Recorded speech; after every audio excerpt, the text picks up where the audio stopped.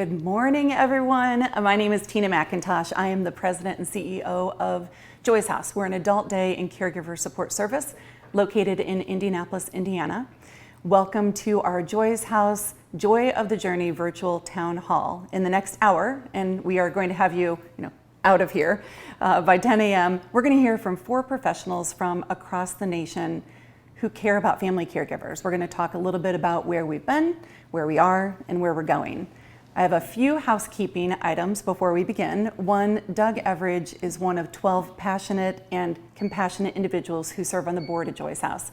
He's a strong advocate for the Alzheimer's community. He's served in many capacities in the Alzheimer's area for more than a decade. Doug worked at Eli Lilly for nearly 30 years in several strategic marketing roles in the US, in Asia, in Australia, and now serves as a consultant at Everidge Strategic Consulting, as well as Trendy Minds, an Indianapolis-based marketing agency.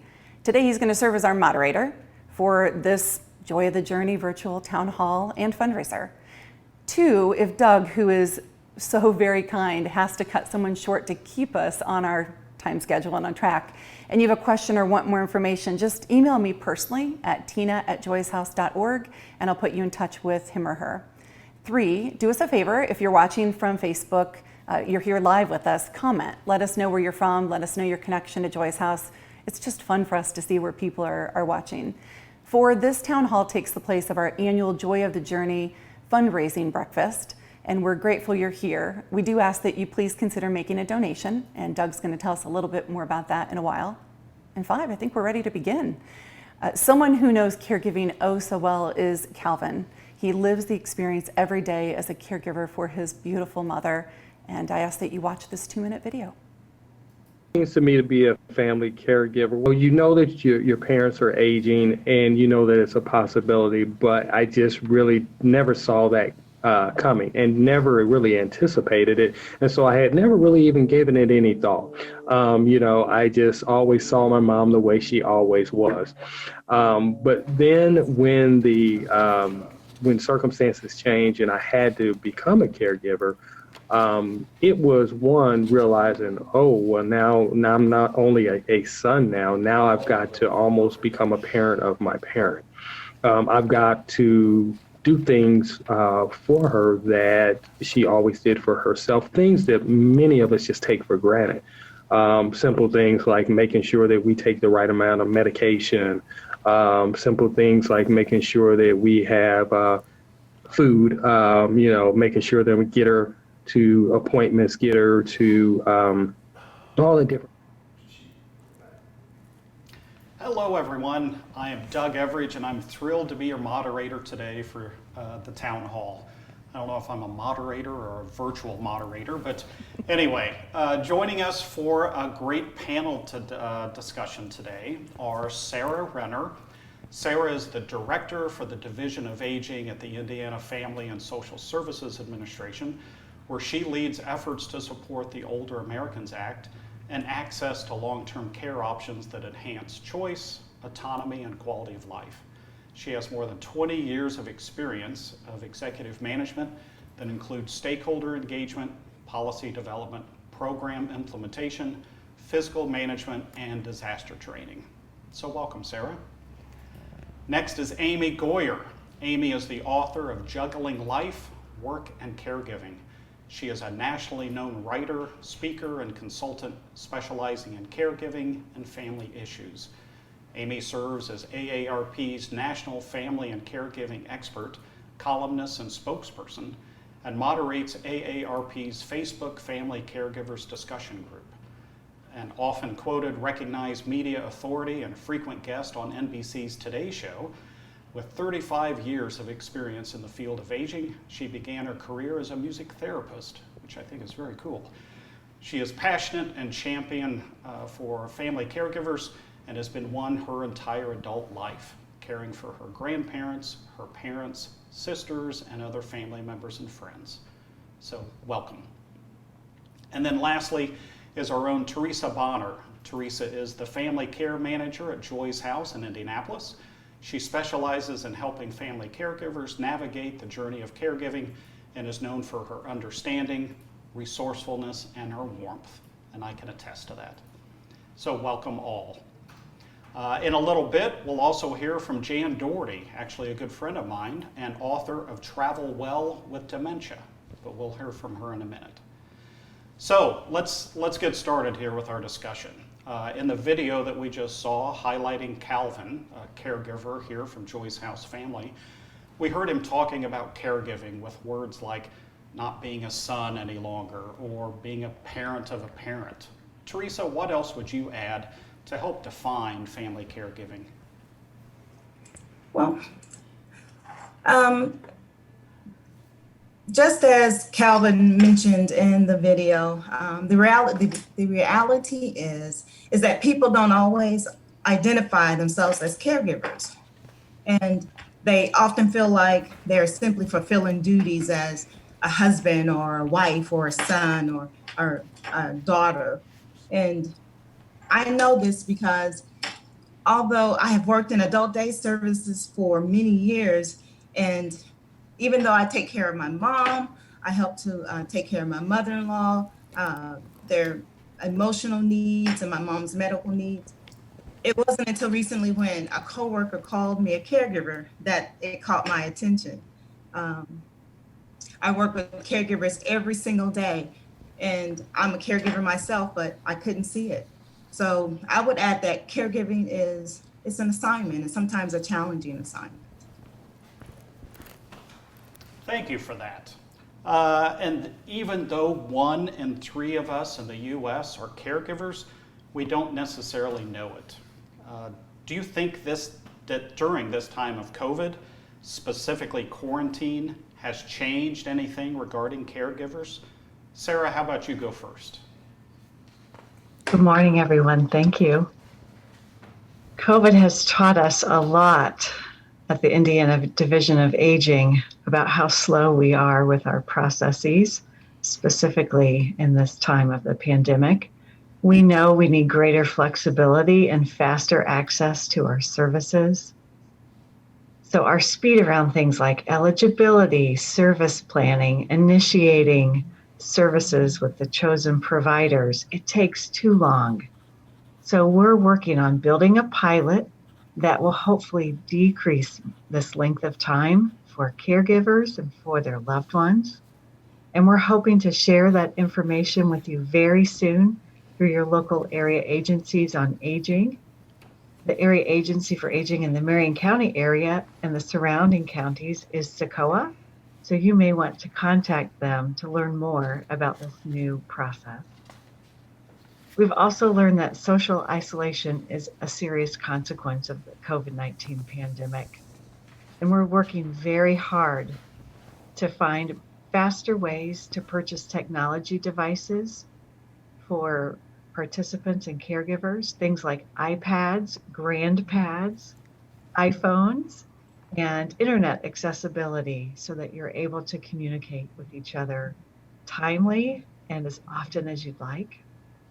If you would like more information about any of this, we ask that you call the InConnect Alliance at 800-713-9023, or you can find information about all of this on the FSSA Division of Aging website, which is www.in.gov/FSSA. We've also learned that loneliness is part of social isolation, a rapid response to social isolation. And so we're in the process of sharing a very brief assessment tool that providers like adult day centers may use to help you start that conversation and discover if other supports or services are needed. Thank you, Doug. Great, thank you, Sarah. Teresa, let's go to you. How do you think this special, unique time has changed caregiving? Yes, well, I think the quarantine has helped to put things in perspective for families, as well as it magnified the responsibilities for the caregivers. More responsibilities for the caregivers because they have a higher level of protection to provide for themselves and their loved ones. Because of COVID-19, families that utilize Joyce House and other adult day services, they no longer had that respite, that time, that outlet during the week as they were used to or accustomed to. And as a caregiver, it's okay to acknowledge the fear and the uncertainty. There's going to be times of exhaustion and lack of resources. And at some point, we can choose to give up or just choose to acknowledge our current situations and just begin to press forward. During the quarantine, what I did, I chose to spend time in prayer and meditation. Even if it was only 5 or 10 minutes out of my day, I just found that that was important, an important time to just sit and get quiet and reflect. It was a time for me to regroup and then press forward. No matter how slowly you move or how small that step may seem, just continue to just move forward. Very good, Teresa. That's good advice. I really appreciate that. Amy, let's go to you. You actually work with caregivers on a national level, and I'm going to assume kind of the experiences that we have here in Indiana are similar to what caregivers experience throughout the nation. And then I hear when you speak to caregivers, you actually use the analogy of a car. Would love to hear that. Could you share a little bit more about that?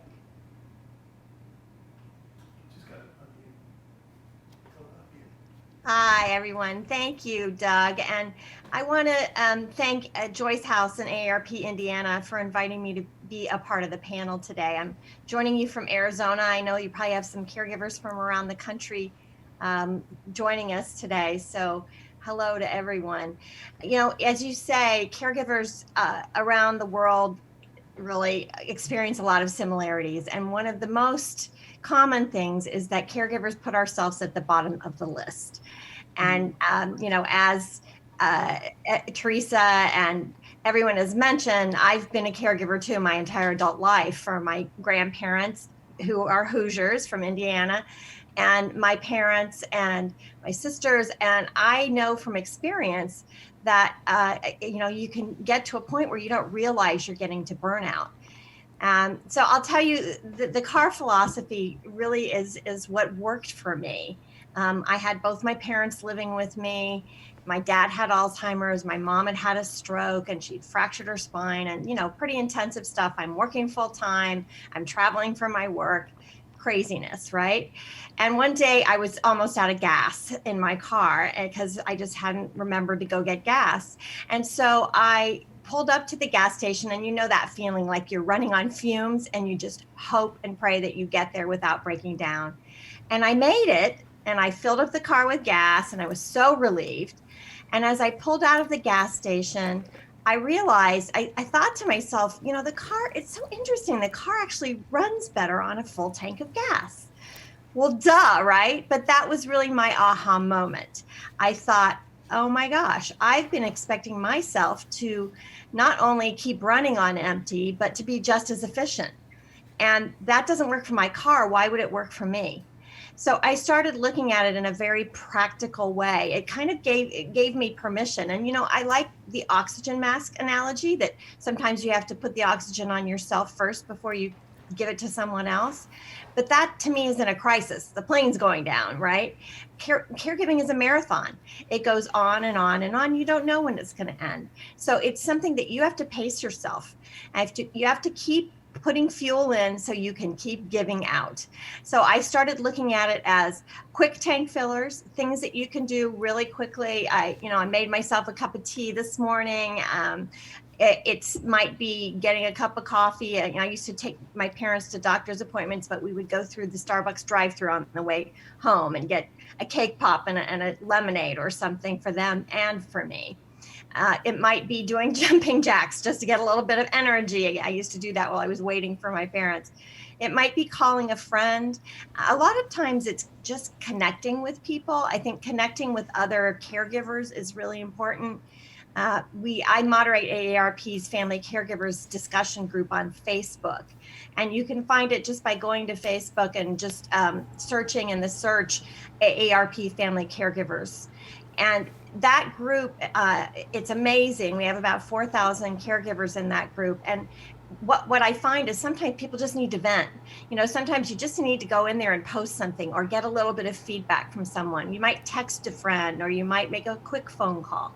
But think of what fills you up quickly. I always keep fresh flowers in the house, and being able to pet the dog, and just what are the things that just fill you up a little bit. And then you need premium fill ups. What listening to the webinar today is a premium fill up. Things that take a little more time. I always did Pilates. There are things like watching a movie, some things you might do with your loved ones and some things you might do on your own.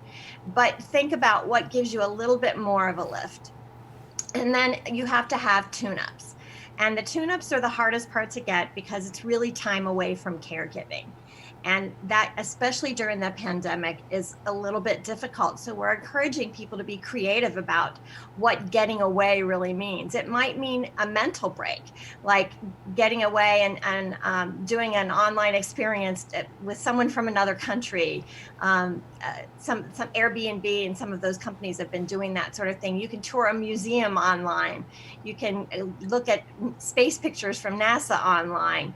There are all kinds of things you can do now using technology to get away. But you can also plan for the future when COVID is over and you can get out and about more.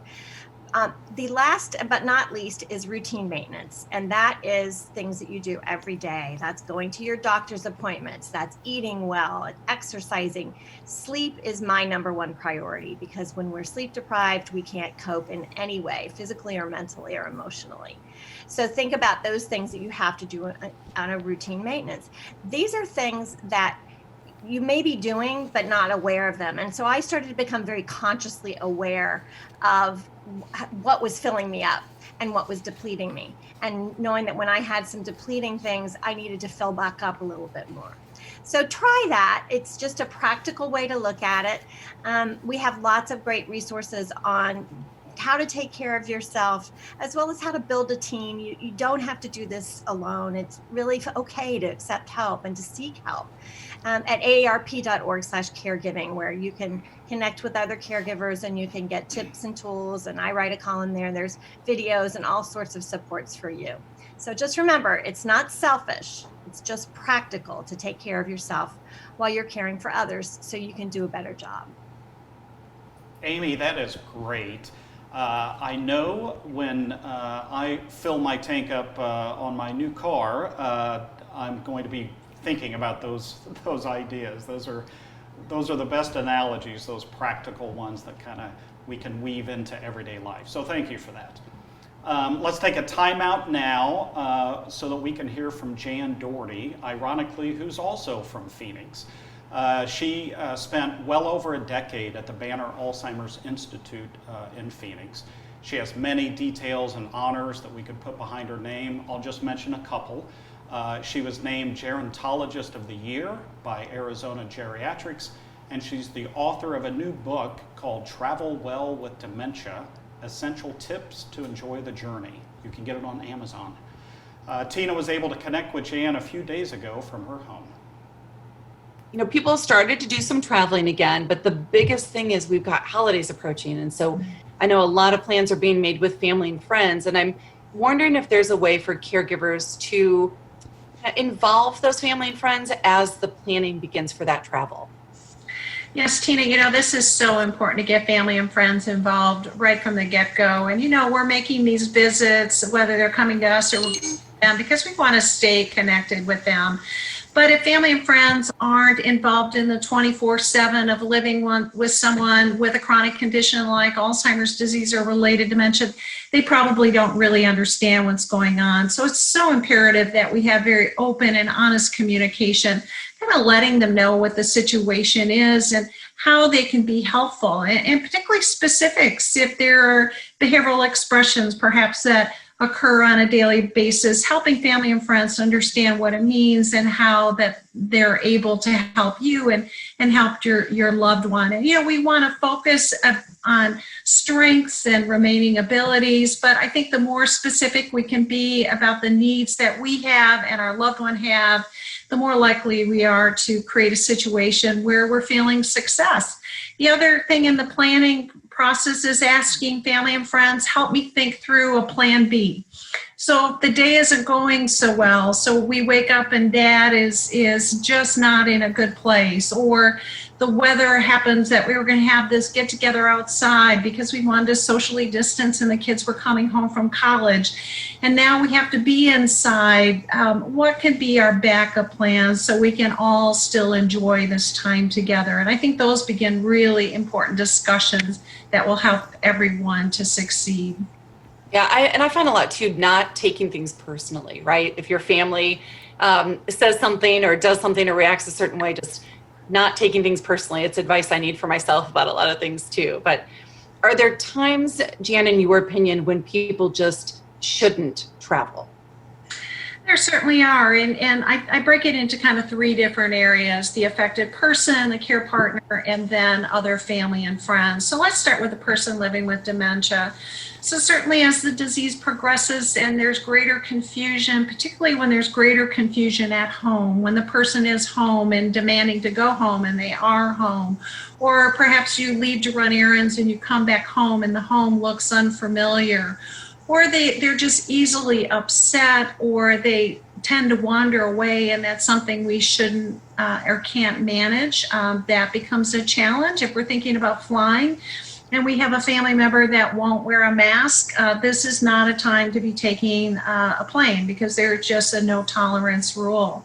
If it's the family member, we get concerned about that primary caregiver. Are they able to easily handle a crisis? Can they maintain their cool as things aren't going well, so they're not taking criticism personally, maybe from the adult children who don't really get it? Or if they're embarrassed by their loved one's behavior, or they're just not willing to accept help when they need it, that's probably not going to be the best situation for that caregiver to undertake. And then finally, from the family perspective, are they really apprised of the situation? Do you get a sense that they're willing to help, that they're willing to adapt, that they're willing to be flexible? And if you get the sense that they're not, then don't expect to arrive to a place with open arms that they're going to accommodate you and your loved one. And that might be an indication maybe we should just stay home and do some virtual visiting over the holidays. I love that. I think you're giving people permission to make their own choices on what's best for everybody involved. So, and you mentioned the word expectations. That is a whole other conversation. We're going to have you back on Caregiver Crossing. Would love that. Absolutely. So you mentioned flying. We have less than a minute, but it seems like flying and security is one of the most stressful parts, especially when you're caring for a loved one. Any quick tips on that? Yeah, absolutely. So first of all, when booking, call the airline directly, ask for accommodations. Dementia is a disability, and as such, we need to get early boarding, we should get prime seating, etc. And then before you leave, the TSA, which it provides our security in our airports, they have a wonderful program called TSA Cares, and you can just Google that. And in most major hubs, so including Indianapolis, they'll have a passenger support specialist.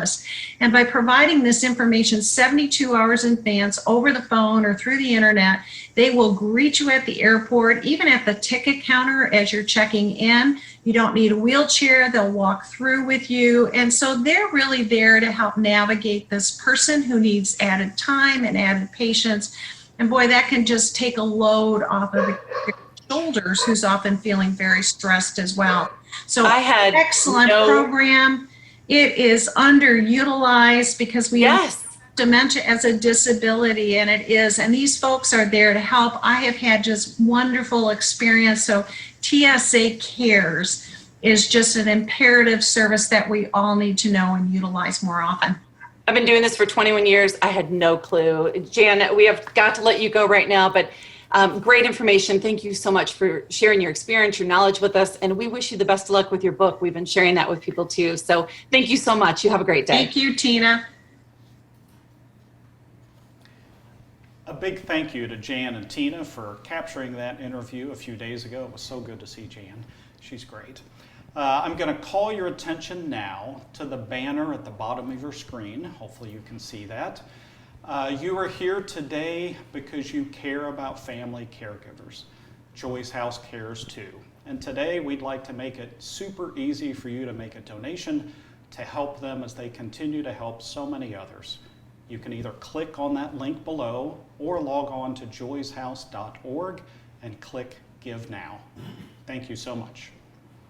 Okay, earlier we talked about how to identify as a caregiver and some highlights, especially during this pandemic. Let's spend the next few minutes here talking about suggestions and resources for caregivers. Amy, I've heard you say something that seems obvious but is so overlooked by many of us. Can you tell us a little bit about changing a mindset in regard to caregiving? Yes, there's a Buddha quote, our thoughts build our lives. And I think that's really true. What we're thinking, our mindset, how we approach things is a big, big part of it. So I think one of the things that I became very aware of is, where was I coming from? Am I operating from fear, fatigue, or from love and joy? Where am I coming from? I can remember one time when I got very upset because the lab had messed up my mom's lab tests, and I was screaming at this woman on the phone, and she put me on hold, and I realized, this isn't me. What's happening? And I was afraid. My mom was sick. I wanted to get her, didn't want her to get worse. So I stopped and thought, what would love do? And that was solve the problem. So we figured it out. So being aware where you're coming from. Fatigue is a big one for caregivers. Sometimes we lose our patience because we're just exhausted. So what's our mindset? Valuing what we do is huge. Realizing that, you take the time and you're doing something to take care of someone, and that is really valuable. It's worth something. Feel good about that. Being aware of choosing to be adaptable and flexible and positive. I believe everything we do is a choice. And some caregivers will say, I didn't have a choice. I have to do this. But the truth is you do. I've worked in this field more than 35 years, and there are many, many people out there who have no one looking out for them in any way. And it's not because they don't have family. So if you're making this choice to care on any level, feel good about that. That's empowering, and you don't feel like a victim, because coming from a victim mindset doesn't help. The other thing is to focus on what you can do. I find myself sometimes looking at things and feeling like, I want to fix this. I wanted my dad to be the one who experienced the cure for Alzheimer's disease. I wanted to make that happen. There's some things I can't control. So I can control my attitude, though. And I can't fix everything for my loved ones, but I can be a strong advocate. And I can't stop aging or cure all the diseases, but I can be there. I can decide to be there with them for the duration, and that's worth a lot. I can't do everything, but I can adjust my goals, and I can get help, and I can build my team. I can't change other people, but I can accept what they will do and in ways that they will help in my caregiving situation. And you know what? We can't please everyone, but we can have peace of mind in knowing that we're doing the very best we can and trying to help those who need us. So keep those things in mind. I'm not superhuman, but I'm resilient, and I will get knocked down and I'll get back up again. And that's part of the caregiving journey. I had to change my view of success because I was feeling like a failure a lot if I didn't prevent that fall or remember to do this and get that medication before it ran out, or all of the things that can happen when you're caregiving. And I realized that wasn't helping my parents, that I was feeling like a failure, and it sure wasn't helping me. So I changed my view of success. Wasn't all being perfect. My success was being there. Again, choosing to be there. The waves come along and they knock us down, or you might feel like, remember when I was growing up, we had those clown punching things where that you punch it and it's filled with air and it goes down and then it bounces back up. And sometimes you feel like that as a caregiver, you just keep getting punched, but you keep getting back up.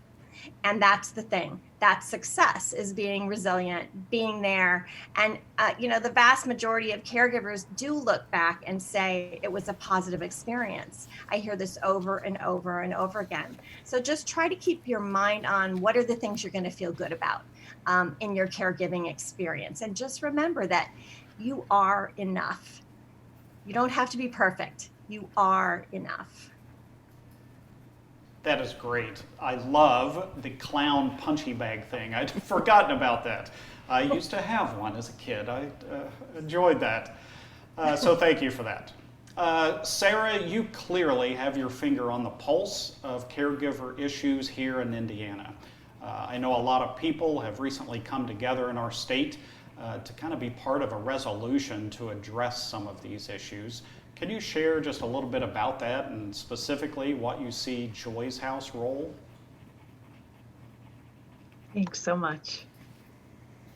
The Indiana Division of Aging is very appreciative of the opportunity to collaborate with one of Indiana's leading adult day centers, and that is Joy's House. Tina is an innovator in the caregiver support network space, and we're very happy to partner with her. During my first visit at Joy's House, I recall experiencing a whole family approach by the staff and with guests. It helped me better understand how important it is to include caregivers in conversation and find out how to provide them more support and resources. You know, one of the things we do in the Division of Aging is to manage state and federally funded programs. And most of those programs support physically disabled and aging individuals. And one of the ways we know we need to improve and support Joy's House and adult day centers around the state is to find ways to support caregivers, the very people who help our services be valuable resources. And we know typically family caregivers are unpaid. Their work can conflict with childcare commitments or impact a family's financial status. So we're working on a process to understand all of that so that we can help design services to support not only participants, but the caregivers as well.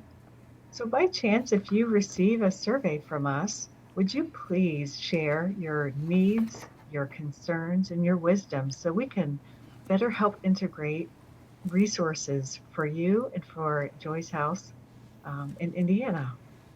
One of the many benefits of adult day centers is the relationship between structured family care giving and adult day service.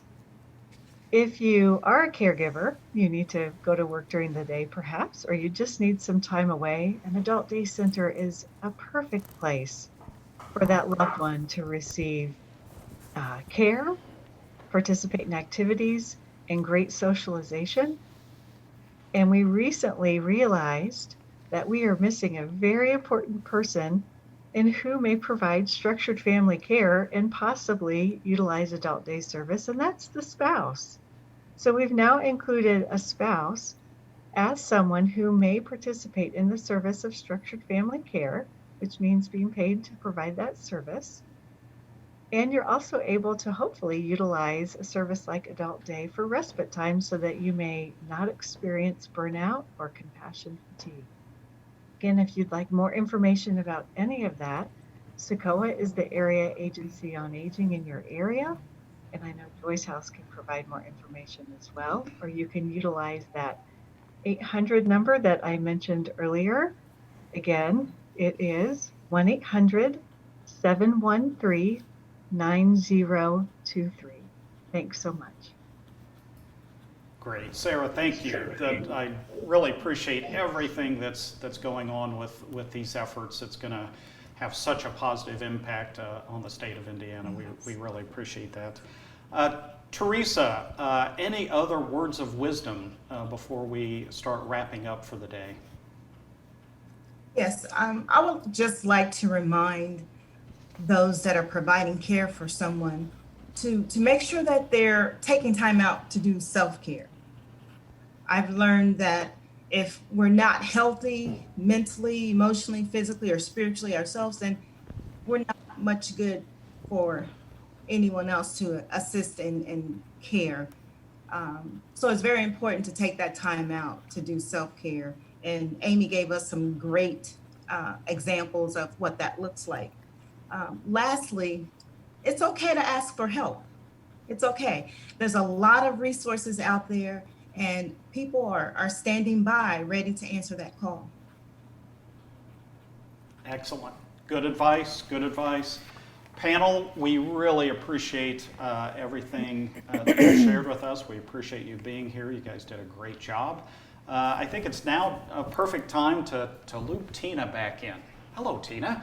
Hey. Hey. Sarah shared kind of the state of Indiana's perspective on caregiving, and I know Joy's House has been a big part of that. Can you maybe expand on that a little bit and also share if Joy's House needs anything at this time? I can. I first want to say, Sarah mentioned SACOA and the Area Agency on Aging. If you are not in Indiana, you have an Area Agency on Aging in your area, and so contact them. You know, my advice is start a relationship with them now before that tank is starting to run empty, before you feel like you really need them even. They're there to help, so make sure you do that, please. Doug, Sarah referenced a group of folks who had come together to talk about caregiving issues. So Joy's House had pulled this group together last fall. We wanted to talk about what were people doing, what were organizations doing in Indiana to support family caregivers. And so out of that focus group and those conversations came knowledge of organizations like SACOA, who are not only refining their CareAware program, but they're placing great emphasis on caregiving.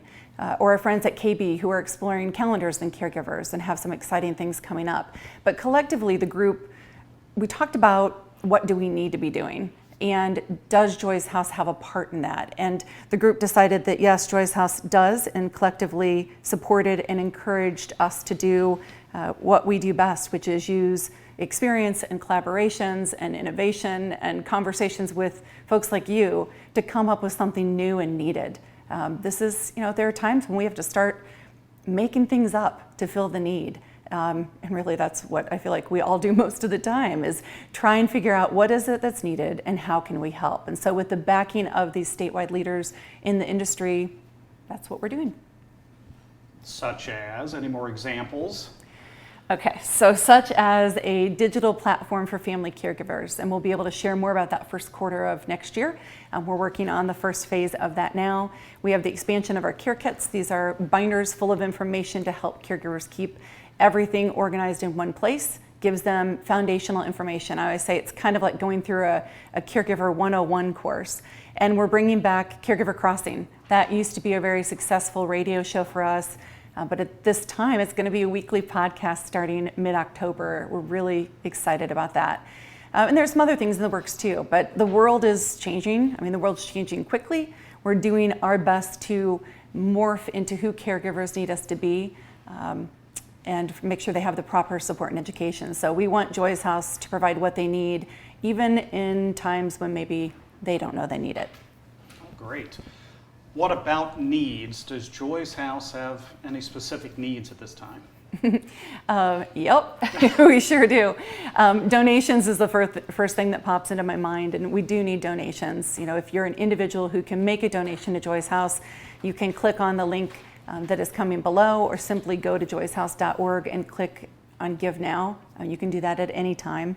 If you have an affiliation with an organization or a company who might be interested in collaborating or sponsorship, you can email me, tina@joyshouse.org, and know that we invite and welcome that conversation.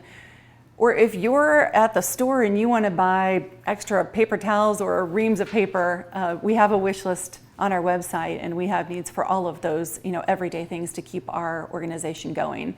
And lastly, if you are a caregiver or know someone who is, I mean, let's talk. First of all, we want your input on what it is that you need, and we'll share that with all of these statewide leaders. But it's part of our mission to help you, so you don't have to have an affiliation with Joy's House. You know, we're an adult day service and have programs for family caregivers, so that's what we do. We want to be here for you. Okay, well, you heard her. Joy's House welcomes your donations and wants your help, as importantly, to connect them with caregivers who need their services. I've heard so many people after they've finally come across Joy's House and get their loved one here to say, if I'd only known earlier about Joy's House, if I only knew that this was an option, things would have been so much easier for me. So please, let's try to get the word out there and make these connections, because I know there are so many people that could benefit. We're almost ready to wrap up here, but we asked for just about 5 more minutes of your time, and it looks like we'll be getting out a little bit early. The next couple minutes are from a few more words from Calvin, who we heard from at the top. So Calvin. Has meant to me and my family is not having to worry about my mom when I have to go to work. I'm not yet retirement age, and my siblings are not yet retirement age. So, we're working people, and what that does for us is it gives us a safe place that we can take her, that we know she's going to be taken care of the way and to the level that we would take care of her. Before we selected Joy's House, I have to tell you, I did go to some other facilities around town. And that is not to knock these other facilities, but there was a distinct difference between what I saw in the facility and with the staff that were there, as I spoke with them, and that was been my perspective of what I saw. And so that factored into us choosing Joy's House. It's what I saw with the staff, what I saw with the facilities, the care that I saw with the other residents and guests that were there the day I came to visit. And that really swayed us. So what it really means to me is that I go to work and honestly, I don't worry about how she's doing because she always has a good time and I know that she's in good hands. And so that's for primary importance to us. It's difficult and stressful enough as it is kind of going through this and navigating this when you really never anticipated it. And that just takes a little bit of that burden off. And so I would say that the number one thing for me is the care that I see exhibited every time she goes to Joy's House. And that has been the primary motivator for me choosing that facility. Actually, I'm gonna take this one, Doug. Would you take this one? This event, this hour, I don't know about you all, this has been fantastic information. I know your comments on Facebook have been wonderful. Someone asked if we're recording, and we are. And so what we want you to do is share this hour program with someone who is caregiving. Somebody, I know you know people in your life who need to hear these messages, and it might be later this afternoon or it might be in a month. But if you have a hard time finding it, you let us know. Again, you can always email me at tina@joyshouse.org and we'll connect you. But I'm just really, really thrilled with how this time has gone together, even though I have to tell you there are cameras and lights in here and it's crazy. I want to thank all of our panelists. Coming together this morning has been wonderful. I want to thank Doug as our moderator and our friend, as well as our sponsors for today's virtual town hall. So AARP, certainly American Senior Communities, American Village, and of course, all of you for being here. This virtual thing it's wonderful and weird. Not only do we want to thank you for your time, but for those of you who are making donations. And I have to tell you, I hope you reserve the evening of October 16th. It's coming up really fast on a Friday. It'll be our first ever virtual fundraiser called the Living Room Lounge. It is also going to be wonderful. It's going to be a little different than this time we've had together. So for now, if you want to continue the conversation about family caregivers, you can leave a comment here on Facebook. Again, you can email me personally, tina@joyshouse.org. But Joy's House is here for you. And we want to be supportive and help educate and help navigate this journey of caregiving. So thank you all for joining us this morning, and I hope you have a wonderful day.